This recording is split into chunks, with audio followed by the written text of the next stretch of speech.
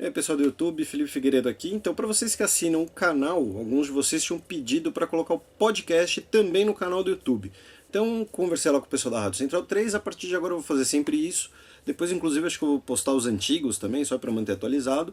Mas é isso aí, a partir de agora, toda sexta, mais ou menos de sexta para sábado às vezes, eu vou postar aqui no YouTube também o podcast, vocês podem acompanhar aqui ou lá. Eu não vou colocar nenhuma imagem, é só o áudio, então vocês deixam o arquivo rolando e vai fazer alguma coisa da vida, sei lá, abre aí no YouTube e vai cuidar da vida, vai lavar pratos, sei lá. Mas enfim, esse aviso só vai estar agora também, só para explicar.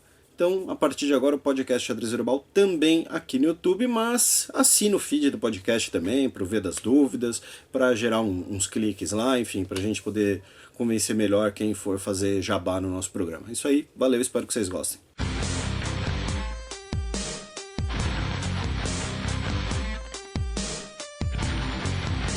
Começa agora o Xadrez Verbal. Boa noite, bom dia, boa tarde, caro ouvinte do Xadrez Verbal. Estamos começando mais uma edição. Semana passada, como vocês perceberam, o programa não foi ao ar porque o Felipe estava no desfile com os veteranos de 1932. Ele que é um paulistano com muito orgulho, com muito amor. Para você que não é de São Paulo, teve um feriado no 9 de julho em São Paulo e aí por conta disso, na sexta-feira, os estudos da Central 3 não estavam disponíveis e o Matias é um salafrário. Eu sou um salafrário, mas vamos nos apresentar, né? Eu acho que quem já está ouvindo nessa altura já conhece a gente bem. Se você não conhece a gente, continue assim, entendeu? Se você já conhece, bom. Meus pêsames. Enfim, mas agora falando sério, né? Nós não tivemos aí problema semana passada, mas novamente, Matias, as pessoas sentiram nossa falta. Sensacional não isso. Estamos sozinhos no mundo. Olha... Eu me sinto como Plutão, assim. Poxa... A gente se afasta, mas o pessoal... volta. Eu me sinto como Plutão, meu Deus. É um poeta.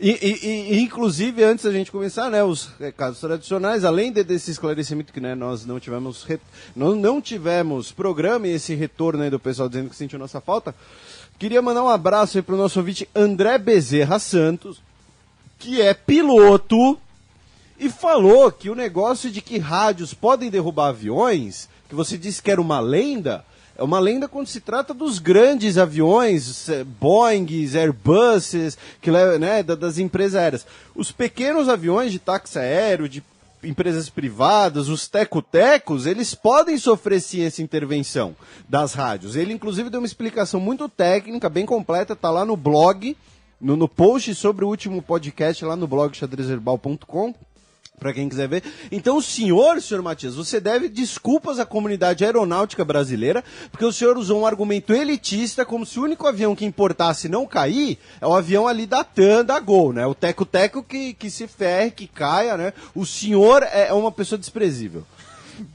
Tá bom, desculpa aí, André. Foi mal, cara. Não, desculpa a toda a comunidade aeronáutica. A toda a comunidade aeronáutica, desculpa, não era a minha intenção.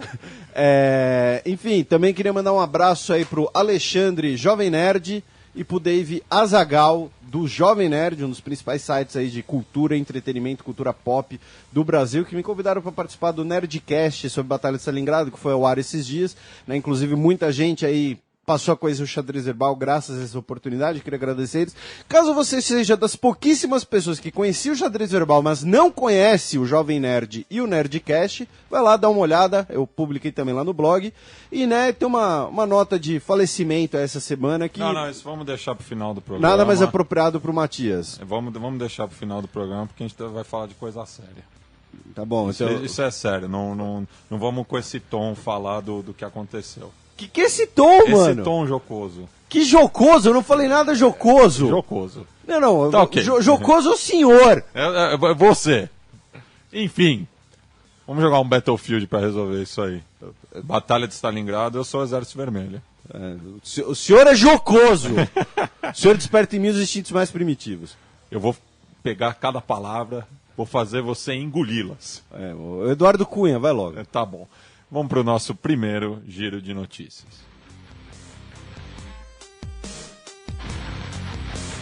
Giro de notícias. Notícia do dia 11, já que não teve programa na última semana, a gente está pegando uma notícia do sábado, né, que Em relação à visita do Papa à Bolívia, ainda teve o rescaldo, né? Teve as consequências. Então, o Chile propõe retomar relações com o país. Eles estavam há um tempo aí... A Bolívia e o Chile não têm relações formais, né? Bastante tempo. Um finge que o outro não existe, digamos assim. Se ignoram, mas daí chega na Copa América... Eu demorei para falar porque eu estava sorvendo um pouco de um líquido refrescante carbonificado. Caso você queira saber qual, peça para a sua empresa de refrigerante preferida nos patrocinar, comprar publicidade aqui, que nós faremos muita propaganda. O Evo Morales é um produtor indireto.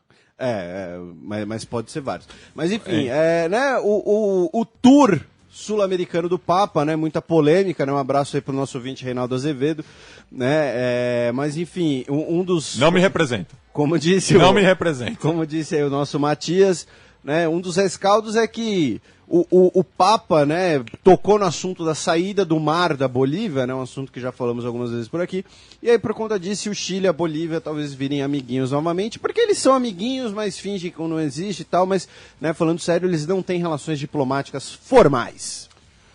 Domingo, dia 12, Rússia pretende ajudar Grécia com fornecimento de energia. Gás.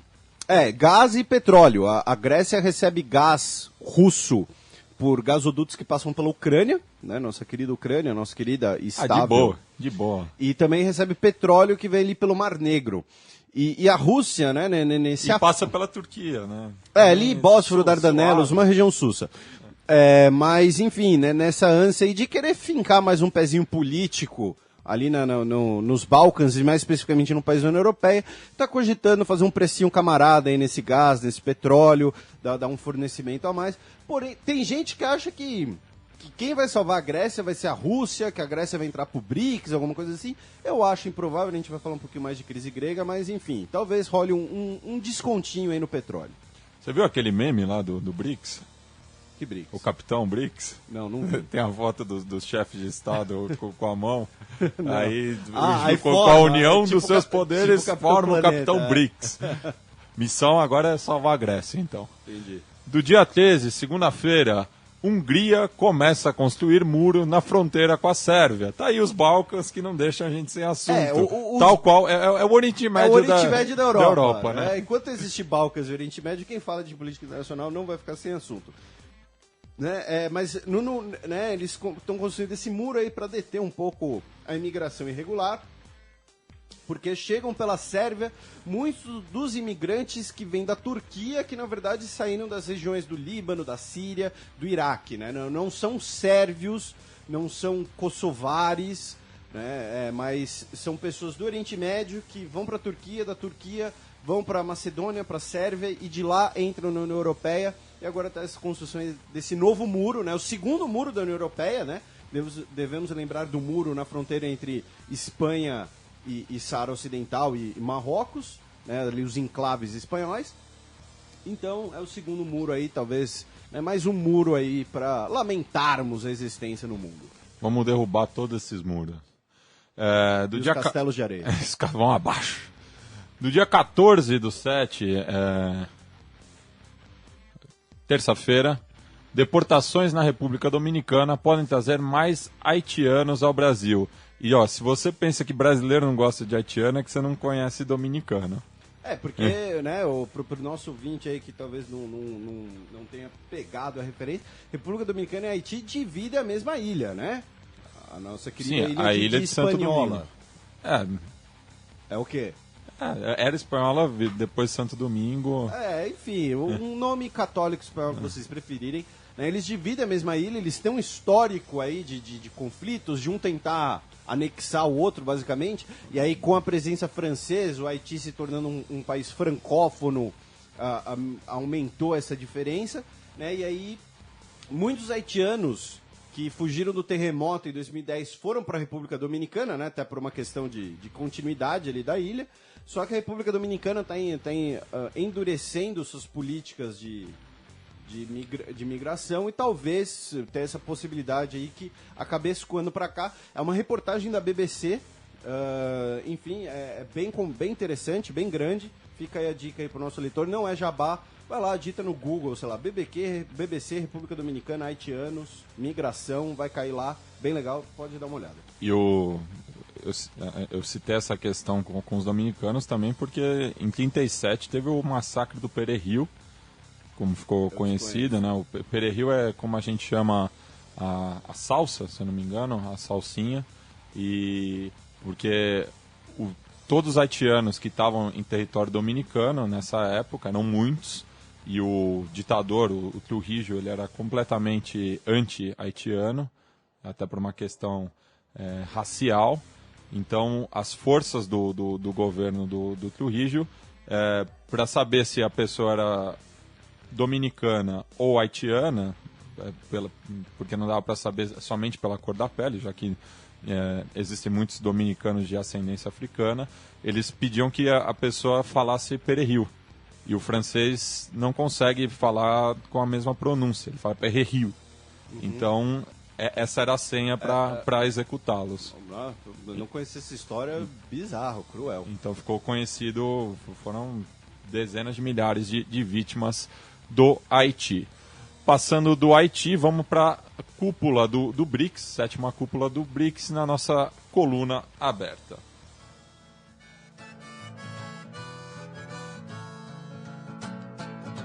Coluna aberta.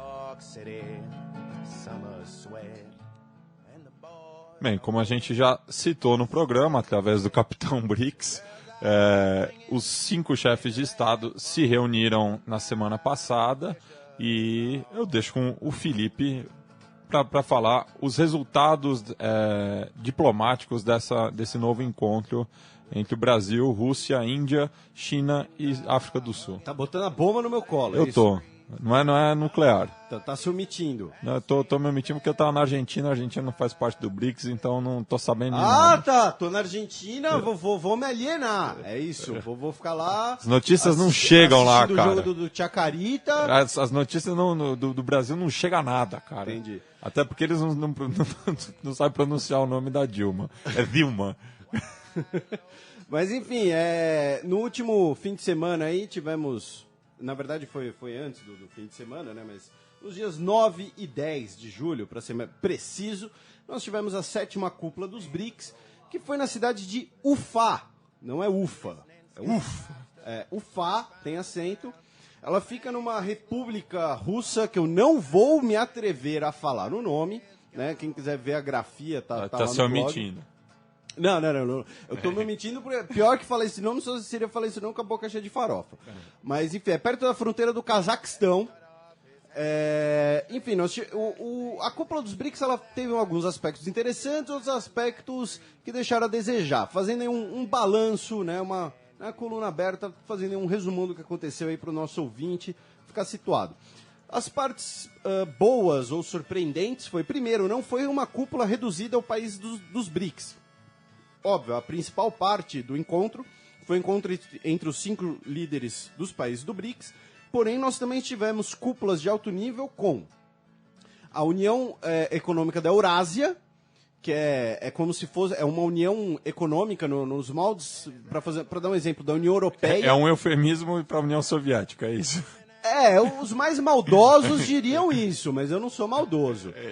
Sou eu. Até porque ela não é tão grande. Né? Mas é uma região geopoliticamente muito interessante, né? É uma encruzilhada ali, digamos assim, né? A região da Eurásia é um conceito geopolítico muito, muito importante, muito debatido nas últimas décadas, especialmente após a Guerra Fria. Né? A guerra do Afeganistão, por exemplo, da OTAN no Afeganistão, está nesse contexto. E também tivemos o encontro paralelo também entre BRICS e a cúpula de cooperação de Xangai, que aí já envolve aspectos políticos, econômicos, até um pouco militares, né, exercícios militares conjuntos, que é bem maior, que envolve, por exemplo, também países do Sudeste Asiático. Então, assim, houve uma ampliação do diálogo do BRICS com outras instâncias, incentivados, obviamente, né, pelo fato dessas instâncias terem grande representatividade russa e chinesa. Né, no caso da cooperação de Xangai, são os idiomas oficiais do organismo, por exemplo. Outro aspecto interessante é que nós tivemos a declaração de Ufá, que foi uma declaração ao final do encontro, né? Você pode ler na íntegra no site do Ministério das Relações Exteriores. É muito grande, não sei se precisa ler, só se você estiver curioso, quiser estudar isso, enfim. Mas foi interessante porque eles abordaram diversos assuntos que antes não faziam muito parte do Fórum dos BRICS. O BRICS costumava ser sempre mais um fórum econômico, político, né, de reforma econômica, de integração econômica e também reforma política das organizações internacionais. Só que falaram, por exemplo, de ebola, falaram de combate ao terrorismo, vários países africanos tiveram pontos dedicados exclusivamente a eles, como Mali, República Centro-Africana, República Democrática do Congo. Deram várias alfinetadas nos Estados Unidos sobre a reforma da FMI, sobre guerra cambial no G20. Enfim, a declaração de Ufá foi um documento bem grande e teve esse aspecto legal, interessante no mínimo, porque legal parece um juízo de valor, de ter extrapolado o que se conhecia como BRICS, ter abordado novos assuntos. Terminaram a institucionalização do novo Banco de Desenvolvimento, que vai começar a aceitar seus primeiros projetos em 2016, né, falaram dos investimentos em infraestrutura e tal. Agora, a parte mais tímida, mais comedida dos BRICS, meu caro Matias, é que não teve nada muito ambicioso. Em parte, por quê? Porque qual foi um dos tópicos ali dos BRICS? Foi o presidente chinês falando que sua economia está desacelerando, mas que não é preocupante. Foi a Dilma falando que o Brasil está em crise. Ela usou essa frase, entendeu? Então, assim, quando o premier chinês foi pela saída mais fácil, a Dilma já escancarou. Então, e é engraçado, né? Porque muita gente diz, o governo quer esconder a situação de crise. Não, você tem a chefe de Estado falando no exterior, olha, o Brasil está no momento de crise, o que mais você quer? Entendeu? Mas enfim, ela falando que o Brasil está num momento de crise, mas que vai se recuperar. Em 2016 as perspectivas são bem mais animadoras. E o Putin, no caso russo, né, sempre falando aí da questão das sanções internacionais, do diálogo com o Ocidente, a crise na Ucrânia, etc. Então, cada um, por conta dessa corrente, digamos assim, de eventos econômicos, né, a crise na Grécia também, fez com que não tivéssemos notícias bombásticas ou ambiciosas, como nós tivemos um ano atrás ao anunciar o novo Banco de Desenvolvimento, né, que foi institucionalizado extremamente rápido, né, já vai aceitar projetos novos, porém nós não tivemos nada muito bombástico, nada muito ambicioso ainda. Sobre a Grécia, falaram que é um assunto que deve ser resolvido dentro da União Europeia, porém, em respeito às questões, não podem se esquecer de questões humanitárias também, ou seja, né, indiretamente pediram para passar um pano aí um pouco na dívida grega. Então, fazendo um balanço da 7ª cúpula dos BRICS, foi mais ou menos isso. Foi bom porque ampliou o diálogo, ampliou a abordagem de temas dentro do fórum, porém não foi nada muito ambicioso porque os países não estão num momento muito propício para isso. Ficou uma rima idiota, desculpem. E em relação à África do Sul, que talvez seja o parceiro menos igual, assim, em termos de crescimento econômico, né? Você tem uma população muito grande nos 4 países, a África do Sul é um pouco escanteado. Qual tem sido o posicionamento dos sul-africanos em relação ao BRICS? Então, a questão da África do Sul, dentro do BRICS, são dois. Né? O posicionamento político tradicional do BRICS, né, de você promover reformas das instituições internacionais, que inclusive colocaram na declaração de Ufá, né, de que, olha, 70 anos da ONU, final dos objetivos do milênio, precisamos traçar os novos objetivos da ONU, inclusive um deles é a reforma das instituições da ONU, que é um eufemismo para falar o quê? Do Conselho de Segurança, da representatividade. A África sempre se colocou no BRICS, né, como, digamos assim, uma ponte para ela ser vista finalmente como a liderança africana. Porque você sempre teve em todo o continente você tem uma disputa para ver quem ali seria o hegemônico. Se você tivesse nos anos 90, olhasse para a África dos anos 90, você apontaria ali países economicamente bombando: Egito, Líbia, Nigéria, África do Sul. A África do Sul quer consolidar essa posição de ser a líder da África. Tem esse aspecto político. E no aspecto econômico, Acontece, a África é um país que, assim como, por exemplo, como o Brasil, também tem sua economia muito presa à questão de commodities, de exploração mineral e precisa desses investimentos estrangeiros. Então, o papel da África no BRICS, tradicionalmente, é esse. E outra pergunta que eu faço também, em relação a... Você mesmo disse, e os próprios chefes de Estado falaram que vivem um momento de crise, né? Não está nos seus melhores dias, e tem uma coincidência também que todos esses países sediaram recentemente os ditos mega eventos. Grandes eventos esportivos. A China com as Olimpíadas, a Rússia com as Olimpíadas de Inverno e a Copa do Mundo, a África do Sul com a Copa do Mundo, se preparando também para receber os Jogos do Commonwealth, a Índia recebeu os Jogos do Commonwealth e o Brasil entre a Copa do Mundo e a Olimpíada. Sob esse aspecto e observando também a questão da Grécia, eu insisto nesse assunto porque eu não consigo dissociar a crise da Grécia com a realização dos Jogos Olímpicos. Isso foi discutido também? Teve um intercâmbio assim, nesse sentido? Olha, na declaração de Ufá não me lembro de nada disso, a não ser se tinha alguma coisa, era alguma coisa bem protocolar, né? Por exemplo, ao final eles agradecem o país que recebeu a cúpula e mandam um incentivo, um salve, né, para o país que vai receber a próxima. Sobre isso não tem nada, mas é uma articulação interessante, um raciocínio muito interessante o seu. Até porque, né, o FIFA Gate mostra também, né, que esse tipo de evento costuma vir com uma conta bem alta, né? A Grécia mostra isso também.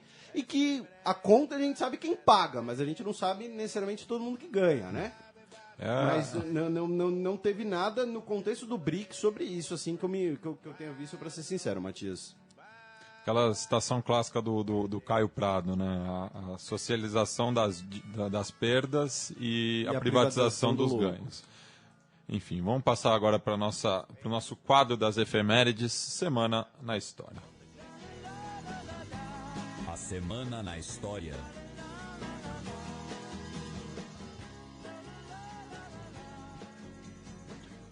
14 de julho de 1789. É isso mesmo, amiguinho. Revolução Francesa. Se você passou no vestibular, você deve saber essa data. 226 anos. Não é uma data redonda, mas a Revolução Francesa sempre estará no podcast Xadrez Verbal. Por quê? Porque a gente é comunista, petralha, bolivariano da ditadura gay, não quer brincadeira. Botar fogo na Bastilha. Uma vez um cara no canal do YouTube falou isso. Não, porque a Revolução Francesa foi um evento comunista, porque quem fala de revolução é comunista, né? Porque a discussão era sobre revolução e golpe. A única revolução boa foi a dos Estados Unidos. Aí eu virei e falei, mas se teve uma revolução boa, como toda revolução é comunista? Ele falou, não, é uma exceção. Exceção confirma a regra. Você tem muitos detalhes. Isso aí, 226 anos da Revolução Francesa, que, querendo ou não, para bem ou não, e aí depende do julgamento de cada um de vocês, mudou o mundo. Né? Segundo as palavras do Eric Hobsbawm, esse sim um comunista convicto. De carteirinha. É uma revolução ecumênica, né, que tentou mudar o mundo. Também nós temos... E o próprio Legoff, que não era bem um comunista, mas um marxista, que indica o fim da Idade Média com a Revolução Francesa. Né? Da longa Idade Média. Da longa Idade... Né, que pro Legoff tudo é Idade Média, né? Mas enfim. Também 31 anos a gloriosa Associação Atlética Acadêmica Oswald de Andrade. 113 anos do Esporte Clube 14 de Julho, Leão da Fronteira. Eu sabia que você ia falar isso. E um ano que eu não tenho vesícula. Tá aí. Essa eu acho que é a efeméride mais íntima, né? É pra criar uma conexão com o nosso ouvinte. Vesícula é foda, né? Falando de Revolução Francesa também... 15 de julho de 1815, agora sim uma data redonda, aí que dá o fim da Revolução, né? A rendição de Napoleão. 200 anos atrás, a rendição de Napoleão, quando depois ele é despachado para a ilha de Santa Helena, exilado, sem nenhum título, sem nenhuma prerrogativa, né? Ele se rende... Só de louco, título de louco, de Locke. Mas, enfim, é a rendição final de Napoleão, né? Ele se rende por um capitão inglês, não me foge o nome, né? No navio, que ele é exilado para Santa Helena. E é o fim aí do período revolucionário francês, por assim dizer, 200 anos aí redondinho da rendição de Napoleão. E hoje, há 70 anos atrás, ou seja, 17 de julho de 1945, a Conferência de Potsdam. A Conferência de Potsdam foi considerada a última conferência dos Big Three na Segunda Guerra Mundial, né, que são presentes os 3 líderes. Stalin, o líder do Reino Unido e o líder dos Estados Unidos. Por que eu digo isso? Porque eu esqueci o nome deles? Não. Porque no caso das 2 primeiras conferências, o líder dos Estados Unidos era o Franklin Delano Roosevelt, e depois é substituído pelo Harry Truman, seu vice-presidente, porque ele morre. E no caso de Potsdam, o primeiro-ministro Churchill é substituído durante a conferência, né? Porque nós temos as eleições durante a conferência. Então, seu adversário trabalhista assume o posto durante a Conferência de Potsdam. Ela é muito importante, por quê? Porque ela que vai definir o futuro da Alemanha, a divisão da Alemanha, a questão de se ela vai ser reduzida a um aspecto rural, as dívidas da Alemanha, que serão perdoadas na década de 50, viu, Merkel? Né? Dá para perdoar a dívida também. Mas, enfim, mas isso é outro assunto. Mas, enfim, então aí 70 anos da conferência que decidiu o futuro da Alemanha e já traçou a Guerra Fria que viria. E falando em Potsdam, eu não deixo de lembrar também do Babelsberg 03, time da cidade, Meu Deus. que joga inclusive no estádio Karl Liebenkeit. Não sei pronunciar direito, mas era um dos espartaquistas e que nessa semana jogou um amistoso comemorativo com o Hapoel Tel Aviv, porque são 2 times cujas torcidas têm uma filiação esquerdista da ditadura gaysista mundial. E Potsdam era a cidade onde ficavam os palácios da família real alemã, né? Inclusive a conferência de Potsdam foi num palácio pessoal do príncipe da coroa alemão. Então, assim, Potsdam é uma cidade que depois ficou na Alemanha Oriental, né? Mas era uma cidade imperial, por assim dizer. Ficou na Alemanha Oriental? Ficou na Alemanha Oriental, né? Ficou. Bem, vamos passar agora para o nosso match.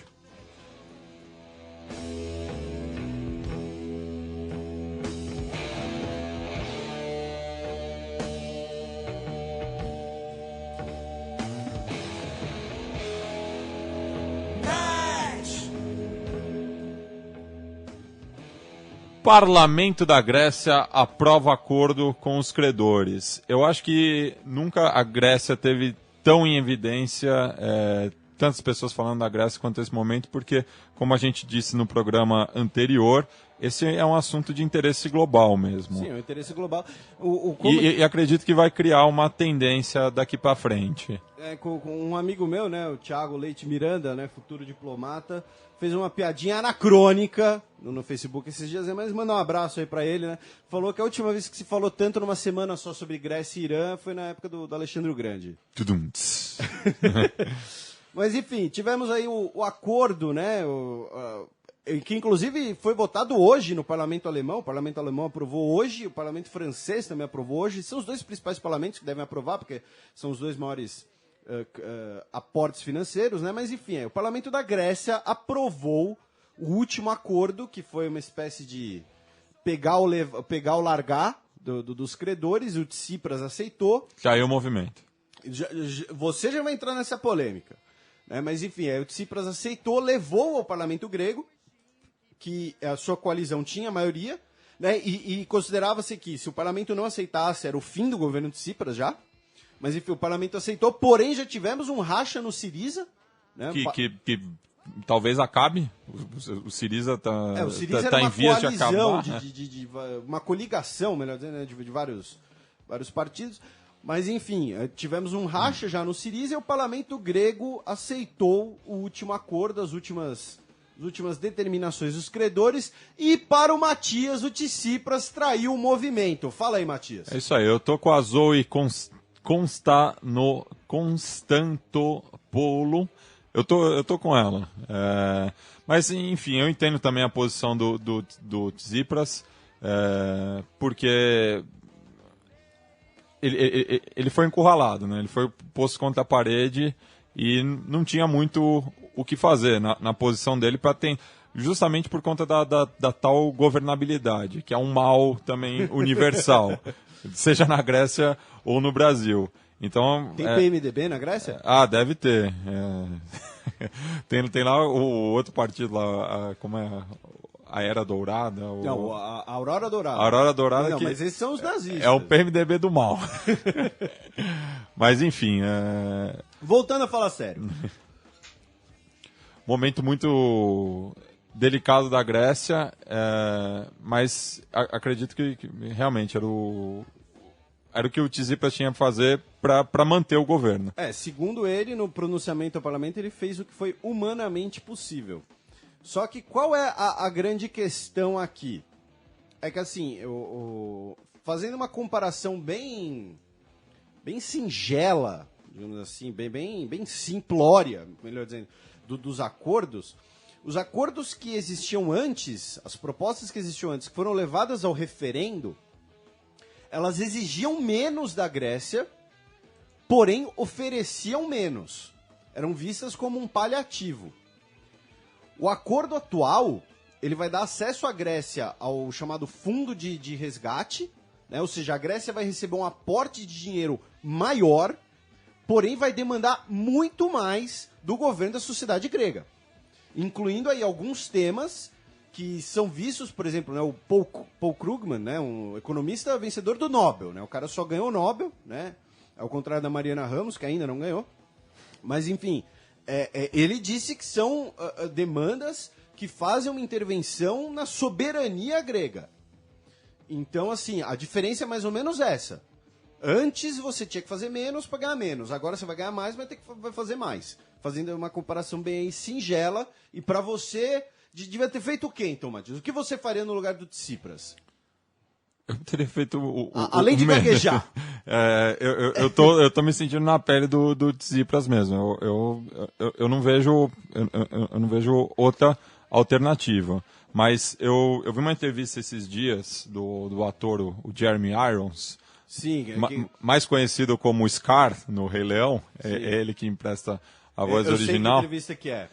Para uma TV portuguesa, justamente, porque... E ele é irlandês. Não, ele é inglês, mas mora na Irlanda. E o questionamento maior que ele faz, justamente, são os credores, né? Quem são esses credores? A gente fala tanto no nome deles, mas não aparece. E é justamente isso que tem que vir a público. Para quem que a Grécia está devendo? Quanto que ela está devendo? Sim. Porque esses valores, eles são simbólicos, né? Praticamente, porque você não tem o nome desses credores, muitos deles são forjados, então acaba sendo uma discussão que envolve todo o mercado financeiro e quem está sofrendo é o povo grego, que foi para as ruas esses dias com toda a razão para protestar. Então, o meu questionamento é isso: quem são os credores da Grécia? Isso tem que vir a público. Então, só uma observação e um abraço para o meu amigo, nosso ouvinte, Luiz Renato Oliveira Périco. Ele disse que essa entrevista do Jeremy Irons, ele foi antissemita, porque ele faz o comentário lá do Shylock, né, que é o personagem do Mercador de Veneza, e ele foi meio paranoico também. Né? Então, só colocando aqui, né, que... Bem, mas se você acompanha a carreira do Jeremy Irons, ele sempre foi paranoico, aquela cara de doido dele. Mas, enfim... essa questão que você falou é bem interessante, porque o que acontece? No programa anterior, 2 semanas atrás, a gente sacaneou o FMI, né? A gente falou aqui que... E agora o FMI vem... o FMI está ajudando a Grécia. O último relatório oficial do FMI, tipo, é um PDF de 200 páginas. Eu só li a introdução e a conclusão, que nem eu fazia na faculdade. Mas, assim, eles falam Dava o Ctrl F para buscar a palavra-chave. Mas assim, um relatório final, entendeu? Não é tipo uma fonte anônima, um documento oficial da FMI falando que a dívida grega precisa ser auditada e que 30% dela deveria ser perdoada porque foi construída a partir de fraude financeira e especulação. 30%, velho. 30% de muita grana. 30% já é uma parcela grande em qualquer situação.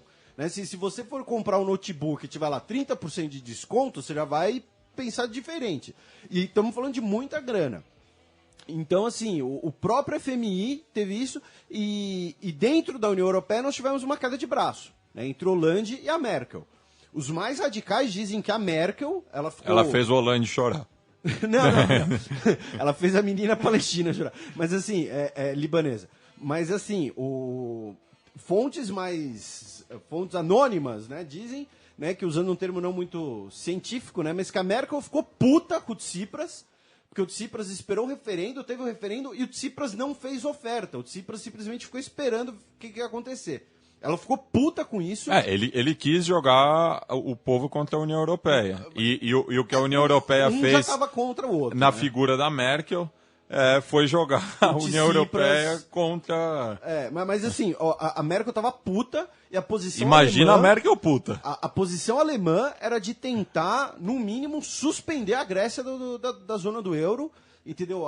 Não queria o diálogo. O Hollande teria, com muito tato, imagino eu, conseguido articular aí esse novo acordão, né? Inclusive a França agora vai pagar uma parte da conta, uma boa parte da conta, melhor dizendo. Então chegamos nesse novo acordo, mas teve uma queda de braço, inclusive, dentro da União Europeia.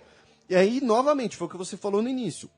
É um assunto de interesse global. Por quê? Porque afeta a cotação do euro, que vai afetar a economia europeia, que afeta a economia do mundo inteiro, inclusive a sua, caro ouvinte. Não, mas não só isso, né, no resultado direto, mas indiretamente também, nas próximas negociações de dívida, como a gente estava falando antes do programa, em relação aos países bálticos, que talvez sejam, a Letônia principalmente seja a próxima Grécia, esse é o laboratório. A Grécia está servindo de um laboratório econômico.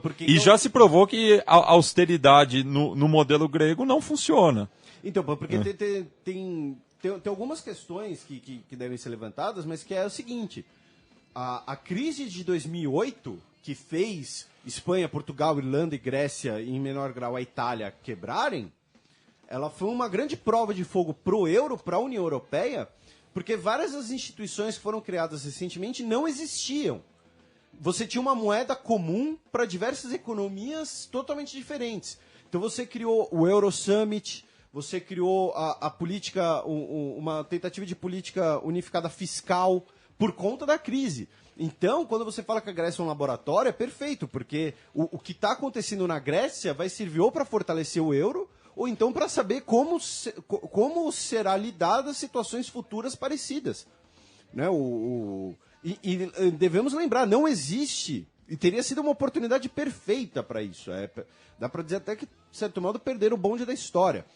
Mas essa coisa a União Europeia, o plano europeu, o projeto europeu, é até a década de 50 do século XXI, em até 35 anos, se tornar pelo menos uma confederação, né? Se tornar um país unificado. E teria sido uma oportunidade perfeita. A Merkel, há um tempo atrás, 2013, se não me engano, ela falou que entrar na zona do euro é abrir mão de uma parte da sua soberania. Ou seja, já nessa construção de uma Europa, né, os Estados Unidos da Europa, como eles gostam de brincar. Teria sido uma situação perfeita, toda essa discussão sobre a Grécia, a crise de 2008, para você criar como se fosse o Ministério da Fazenda do euro. Uma gestão só. Porque você tem uma moeda gerida entendeu? Você tem o Banco Central Europeu, você criou o Euro Summit, você criou o mecanismo de estabilidade fiscal, porém, poderiam ter institucionalizado ainda mais. Mas, enfim, né? Como você disse, é um laboratório, né? E talvez o laboratório pegue fogo, não sabemos. Mas, resumindo, para você, o Tsipras terá um movimento. Para mim, ele foi pragmático, ele fez o que... Não, eu falo isso porque é claro que... O professor doutor da USP, muito querido, Henrique Carneiro, que está na Grécia até esses últimos momentos, estava participando das manifestações, também concorda com você, acha que o Tsipras traiu o movimento. Inclusive tem uma manifestação contra o novo acordo, que foi reprimida com muita violência esses dias em Atenas, né? Mas enfim, é uma perspectiva válida, né, de trair o movimento. Não, claro, e eu entendo o pragmatismo do Tsipras na posição dele. Ele não é tão radical quanto outros setores do Syriza, perfeito. Mas, claro que, como o mundo todo tá de olho nessa questão, eu sempre vou optar por uma situação radical, porque do jeito que as coisas estão indo, e a Grécia já passou, novamente falando, por essa questão da austeridade, o povo grego já vem sofrendo muito com uma crise que foi construída nos escritórios. Justamente, o povo grego, se é um laboratório, eles são a cobaia. Pode ser. É uma perspectiva válida. Então, nisso eu tô pensando numa questão mais humanística mesmo. Matias Poeta. O povo grego é uma cobaia. Não, ficou bonito, falando sério. Vamos Bonito, ok. Então, já saindo do helenismo da Grécia... Vamos pra Pérsia! Vamos pra Pérsia agora. Chama o Alexandre o Grande, porque vai ter o cheque.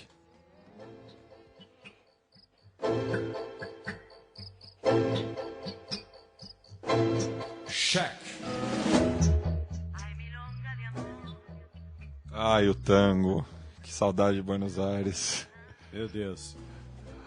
Anunciado acordo nuclear entre P5+1 e o Irã. P5+1 é o nome de banda?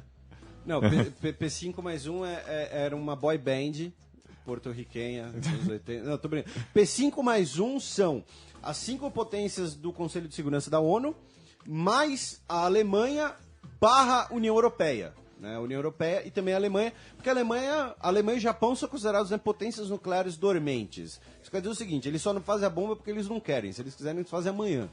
Né, não é que nem o Brasil, que se o Brasil quiser, ele faz, sei lá, em 6 meses. A Alemanha não, a Alemanha faz amanhã, entendeu? Se eles resolverem fazer a bomba. Se já não fizeram.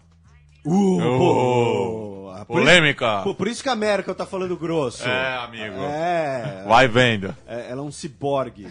Mas enfim, tivemos aí o anunciado o acordo nuclear entre o P5+1 e o Irã. Você também ficou por fora desse assunto? Ou não? Tô. Não chegou na Argentina. Tudo que envolve ali o Oriente Médio e tal, você não curte, né? Você é um cara ali, filosofia clássica, Sócrates, Platão. É isso aí. Pitágoras. Gênio. Um abraço pra você que usa Bhaskara no seu dia a dia. Quero te conhecer porque, olha, depois que eu prestei vestibular... Desde 2005 eu não uso. Depois que inventaram smartphone com calculadora, jovens, entendeu? Podem dormir na aula. A não ser que você vá ser engenheiro. Aí não durma porque o prédio não pode cair. Mas enfim... Resumindo aí, nós tivemos, após anos de negociação e após 3 adiamentos do prazo final, né? Inclusive um deles nós noticiamos aqui, né, o anúncio do acordo nuclear entre as potências ditas ocidentais, né, entre o P5+1 e o Irã. Né, as partes técnicas do acordo são muito detalhadas, muito científicas. Inclusive, um dos motivos que as negociações demoraram tanto é porque não foi uma negociação só política, foi uma negociação científica também. Tinha muito cientista dos dois lados, né? Falando lá, sei lá, do enriquecimento do urânio a 22,39%, e aí o isótopo. Você lembra o que é um isótopo? É o time de beisebol de Springfield. Puta, é mesmo, os isótopos. Um abraço aí pro nossos ouvintes de Springfield. Né? Tem umas 15 Springfield, né? Então alguém tá ouvindo em Springfield. Né? Tem Springfield no Brasil? A gente podia fundar uma, né? Vamos. Aí abre uma usina. Abre uma usina nuclear. Chama o José Serra. Põe você de Mr. Burns. Enfim, eu viro Flanders. Você é canhoto? Mas enfim... então as partes técnicas do acordo, se vocês quiserem ver, vocês podem procurar as notícias, podem entrar lá no blog, tem link também, tem uma coluna minha no Opera Mundi sobre isso, né? O Opera Mundi, né, que é um site que está gerando alguma polêmica aí, né? Já me acusaram de receber dinheiro do PT por escrever para o Opera Mundi, né? Mal sabem eles que eu... Enfim. Petalha! Mas, não, é sério, é uma coisa meio até canalha de se falar, né? Mas tudo bem. Mas voltando... Na internet, amigo. Mas voltando aqui ao nosso tópico, aqui a gente vai falar das consequências políticas desse acordo. Né? O Obama saiu como o grande líder mundial, fez um anúncio de 15 minutos, né, em vídeo. Eu não sei se chegou a passar na TV, acho que passou na TV americana editado. Mas se você entrasse lá no canal do YouTube da Casa Branca, tinha lá 15 minutos. E é bizarro, porque ele passa 15 minutos falando com o Joe Biden parado, calado atrás dele. É muito esquisito, cara. Pô, assim, se você vai pôr o cara... Você já ouviu o Joe Biden falando? Então, aí que tá. Ou ele abre a boca, ou ele não fica ali. Porque é esquisito. Porque ele fica 15 minutos em silêncio. Depois do Bush, ou então acenando que foi a cabeça, um assim. dos piores oradores da história da Casa Branca, você tem o Obama, que é um baita orador. Sim. E o vice dele não fala, parece que não precisa falar. Entendeu? Mas assim, se é pra ele ficar quieto, tira ele do vídeo, mano. Da agonia. É isso, da agonia. Você vê a pessoa 15 minutos parada ali, quieta, entendeu? Mas enfim... O Obama falando, né, que o mundo saiu mais seguro graças à liderança americana, né? Aqueles papos de destino manifesto, papapá. Polícia do mundo, né? Mas ele mandou um recado também endurecido. Falou, né, que o acordo com o Irã não é baseado na confiança, é baseado na verificação. Fez uma explicação técnica pro público. Falou de questões aí de que o Oriente Médio se torna mais seguro.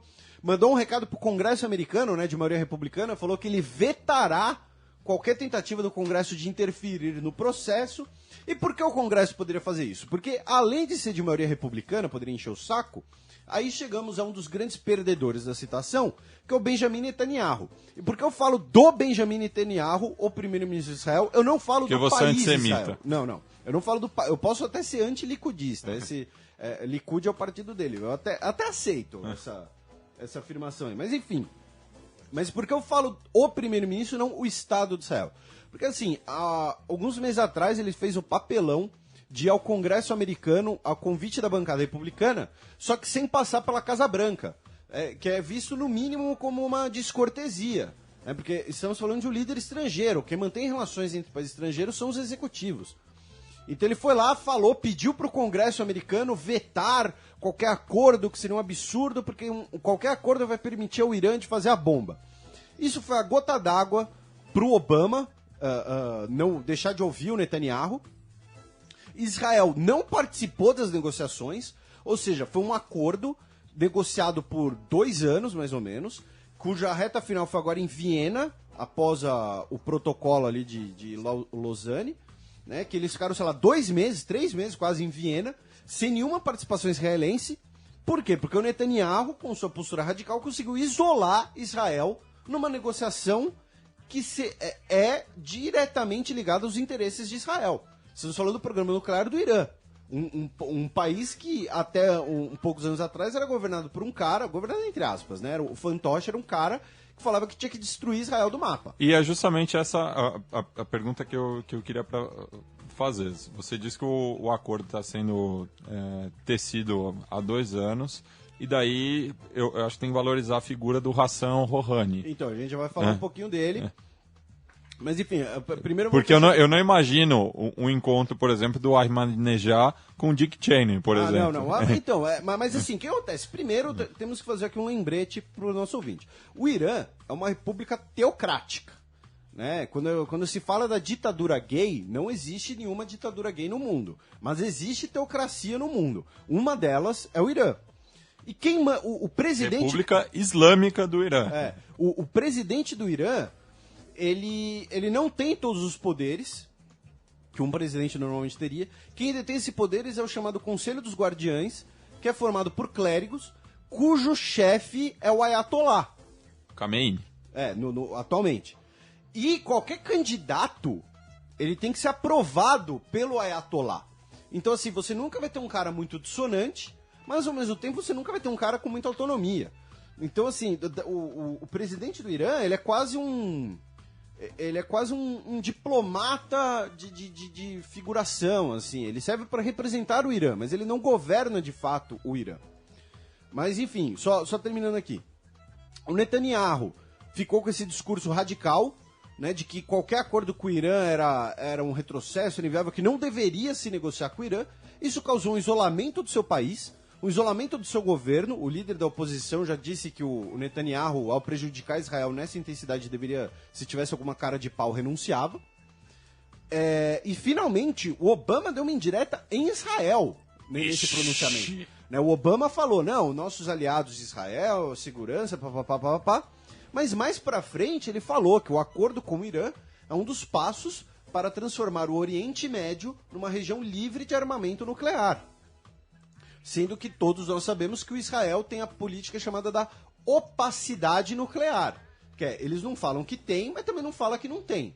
Todo mundo sabe que eles têm, isso já foi denunciado lá na década de 70. Ao contrário do Iraque, que diziam que tinha, mas não tinha. E principalmente, o Irã não é signatário, o Israel, desculpa, não é signatário de nenhum acordo internacional sobre armamento nuclear. O Irã é um dos signatários originais do Tratado de Não Proliferação, o TNP. Israel não. Israel nunca assinou nada sobre isso. Não é nem que, por exemplo, a Índia assinou uma época, depois denunciou. Israel não. Israel nunca assinou. São 3 ou 4 países que nunca assinaram o TNP.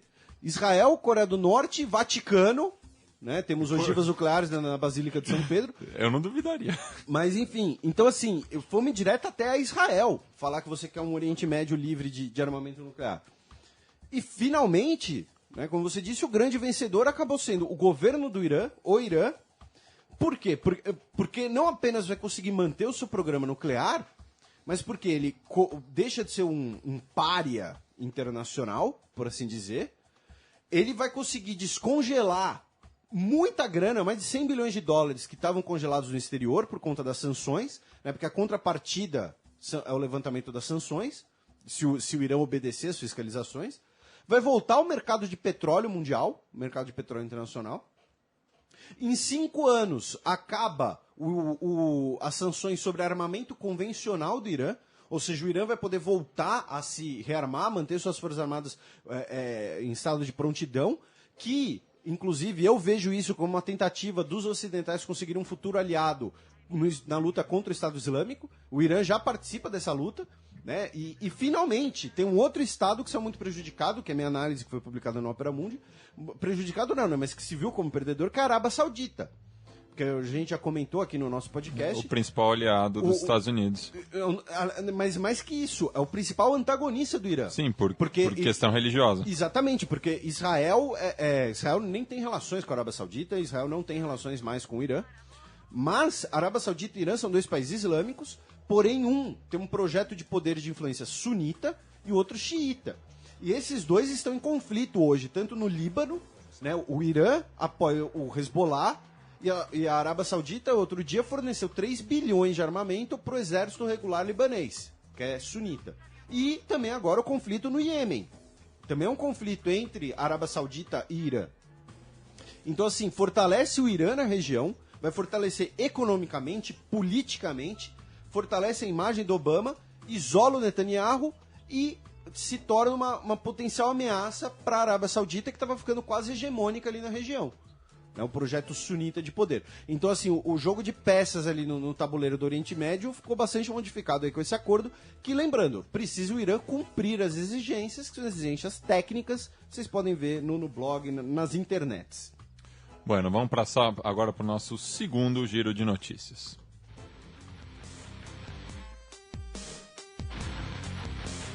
Giro de notícias.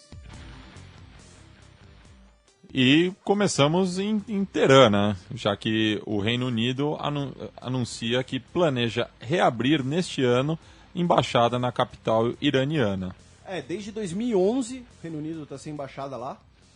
Por conta teve uns protestos lá e depredaram a embaixada. A relação entre Reino Unido e Irã sempre foi um pouco complicada, né? Teve o episódio dos reféns também, que o SAS interviu um tempo atrás. Mas enfim, mostra isso, né? Que o Irã está voltando ao cenário internacional, está deixando de ser visto como o eixo do mal, né? Resgatando o nosso querido George Bush. Inclusive, temos a possibilidade... Jewish, evil Jewish.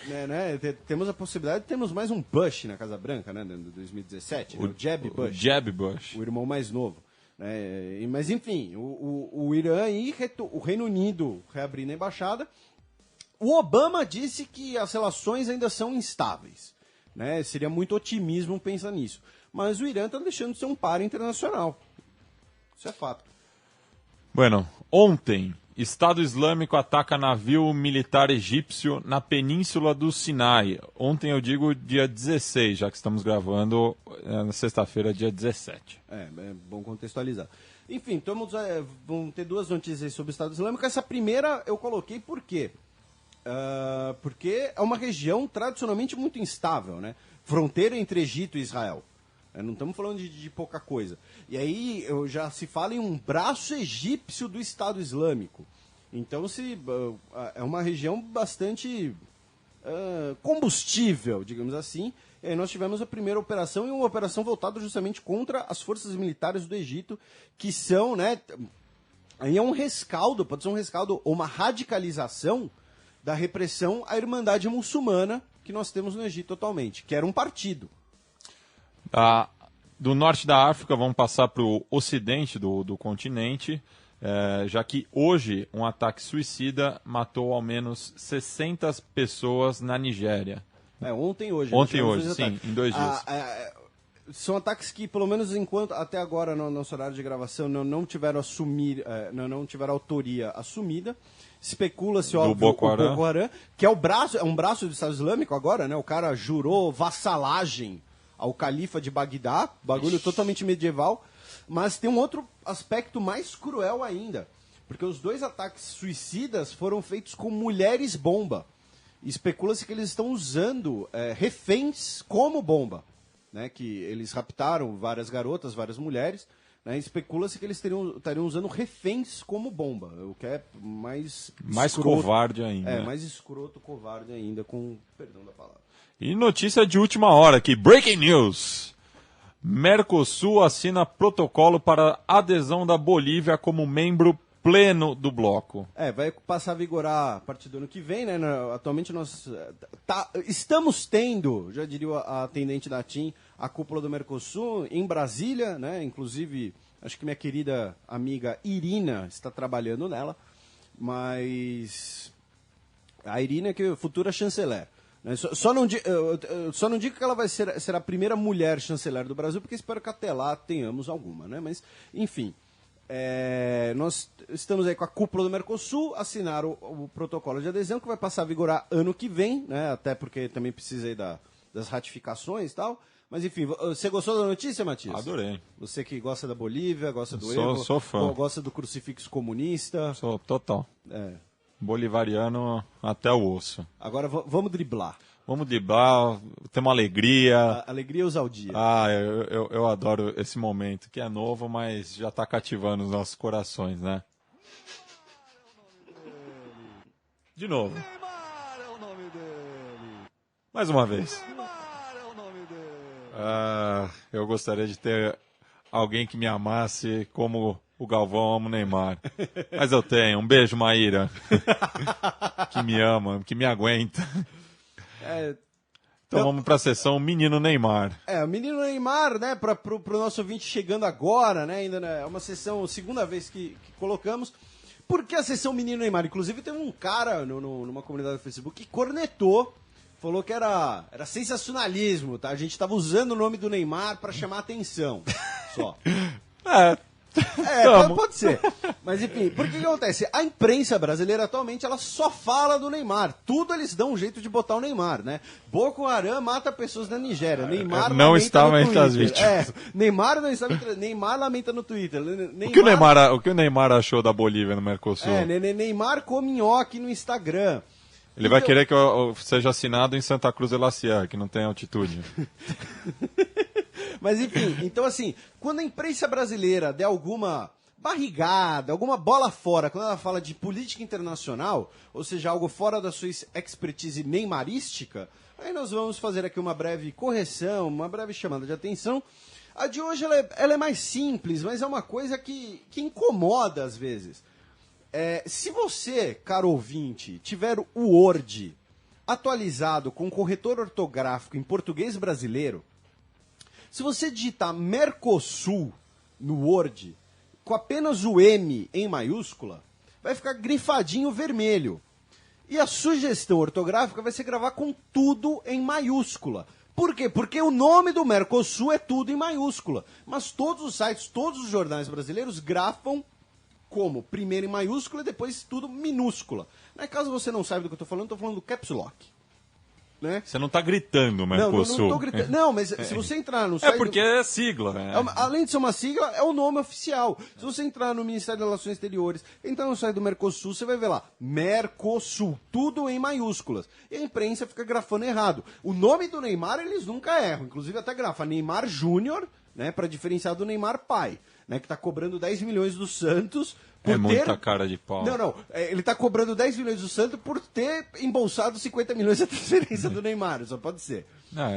Mas enfim, então tá aí. O menino Neymar de hoje é esse. Mercosul, nossos caros ouvintes de todo o Brasil, de todo o mundo, de todas as galáxias, é com tudo em maiúscula. Entendeu, garotinho? Vamos agora para nossa sessão Peões da Semana.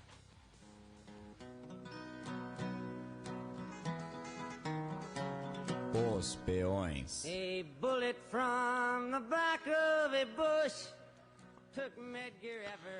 Bem, o peão isolado não é o Neymar pai, até porque ele não lida com política internacional, mas começa com N também. É o nosso querido Netanyahu. Querido pra você.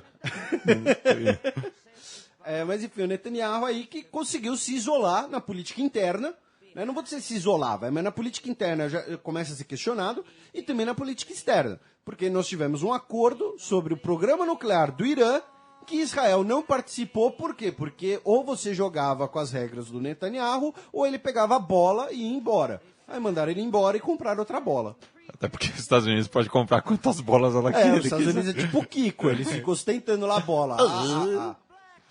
E o peão promovido... É o Irã, que volta aí à sociedade internacional, caso cumpra, né, o que ele aceitou cumprir, deve-se dizer, né, sobre o seu programa nuclear, pode, inclusive os aportes financeiros que vai conseguir resgatar, podem resolver até alguns problemas de abastecimento no Irã, né, nós já tínhamos alguns aspectos humanos sendo influenciados, né, então assim, o Irã passa a retomar prestígio e prestígio político e prestígio econômico também. Bueno, agora vamos passar para as dicas culturais da semana. DJ Mugg. The Almighty. DJ Mugg. Sétimo selo.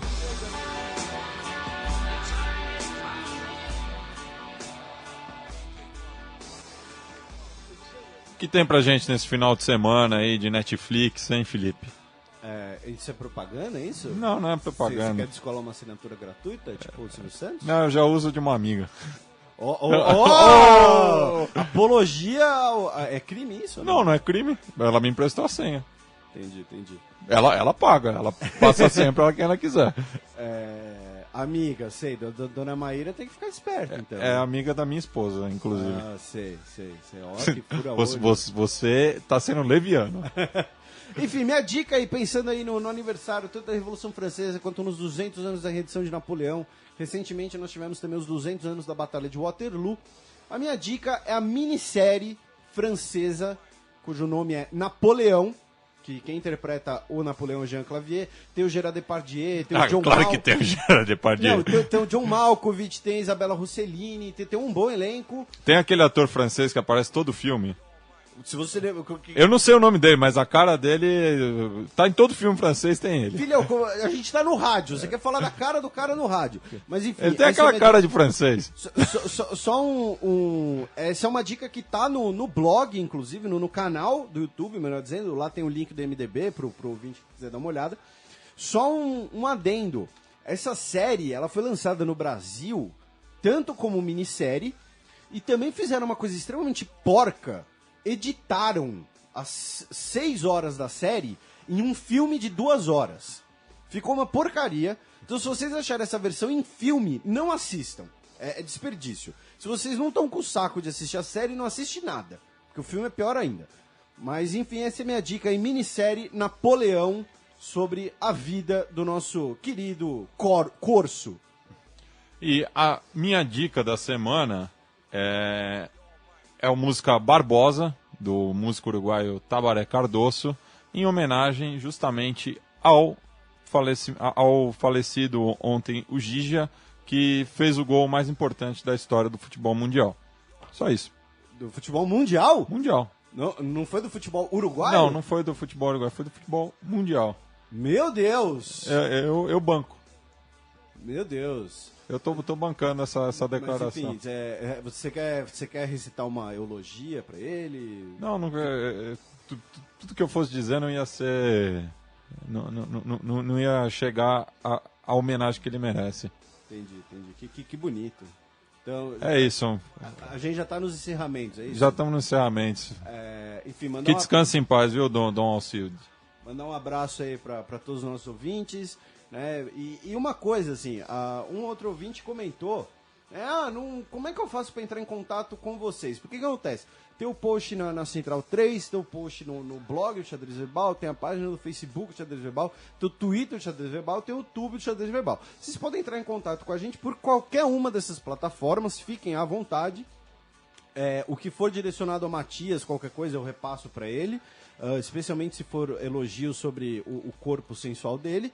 Porém, Tem nada disso. caso vocês queiram uma outra forma de entrar em contato com a gente, também tem um e-mail, xadrezverbal@gmail, xadrezverbal tudo junto, xadrez com X, tá? Eu falo isso porque já caíram no blog procurando no Google por xadrez com CH. Mas xadrezverbal@gmail.com. Vocês podem mandar comentários, sugestões, críticas, nudes, mas enfim, fiquem à vontade. Então aí no nosso encerramento, é isso aí, meu muito obrigado, valeu. Novamente agradecendo a oportunidade do pessoal do Jovem Nerd. Até semana que vem. Até a próxima semana, então vamos ficar aí com Barbosa na voz de Tabaré Cardoso. Hasta!